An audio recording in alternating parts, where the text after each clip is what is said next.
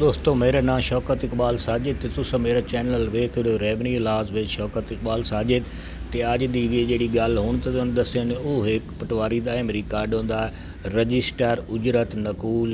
अच्छा रजिस्टर उजरत नकूल क्यों तैयार किया वैंदा क्यों आदे जोड़ा पटवारी का रिकार्ड होंदा उहदे विचों अगर कोई नकल देंदा है या कोई भी चीज़ वो लिख के किसी बंदे नूं देंदा तो सरकार की तरफों बकायदा उजरत होंदी है जिहड़ी वसूल करके वो बाद महकमा जिहड़ा पंजाब के खजाने जमा कराई वैंदी है। ये नवादे रजिस्टर उजरत नकूल यानी कि जितनी नकल वगैरह पटवारी अगर किसी को देंदा है तो वह पूरे उहदे हिसाब किताब हुकूमत लैंदी है तो वह रजिस्टर अपना मेनटेन रखता जितनी नकल देंदे तो उस तो बाद वो पंजाब बैंक जाके चलान बना के जमा करांदा कि इस महीने मैं मसलन 100 नकल दी तो वो मसलन 10,000 रुपये बनया तो वह खजाने सरकार जमा करवाने का पाबंद है। ये नवादे रजिस्टर उजरत नकूल। तो मेरी वीडियो अगर अच्छी लगे तो चैनल सबसक्राइब करो तो बेलियां ने दोस्तों ने दसो तो बेल आई बटन लाजमन दबाओ ताकि तुहानू महकमा माल के मुताबिक नित नई मालूमात मिल सकें। अगर